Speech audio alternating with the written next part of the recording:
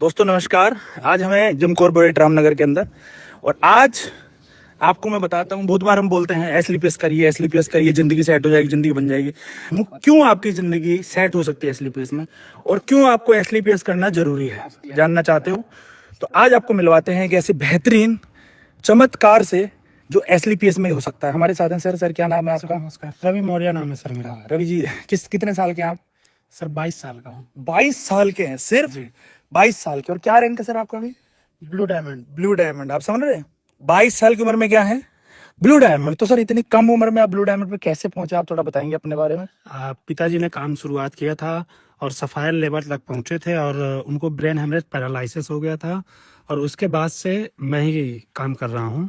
तो blue sapphire, star sapphire, diamond, blue diamond 4 rank हुआ है। आपके पिताजी का बहुत बड़ा रोल रहा, जिन्होंने एक निर्णय लिया। जी बिल्कुल। उसी निर्णय की वजह से आज आपकी जिंदगी बिल्कुल सेट हो चुकी है, क्योंकि ब्लू डायमंड एक बहुत बड़ा लेवल है। अच्छा, मैं आपसे एक सवाल पूछना चाहता हूँ मौर्य जी, अगर आपके पिताजी AWPL ज्वाइन करने का निर्णय नहीं लेते, या AWPL ज्वाइन करने के बाद काम नहीं करते, और जो चीज होनी थी वो तो होती जी तो आप मुझे बताइए कि अगर वो परिस्थिति होती तो आज आप क्या कर रहे होते सर?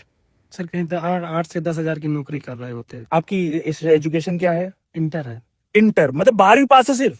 जी जो होना था वो तो होता, अगर AWPL में नहीं होते तो भी इनके पिताजी को पैरालिसिस तो होता।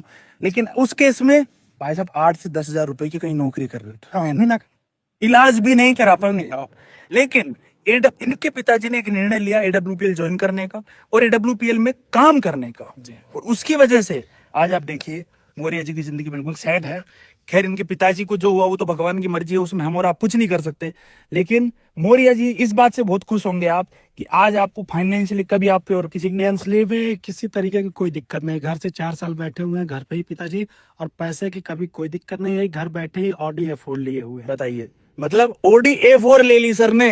जी ठीक है, 22 साल की उम्र में। तो 22 साल की उम्र जो आप OD चलाते होंगे तो मौर्य जी कैसा फील होता होगा?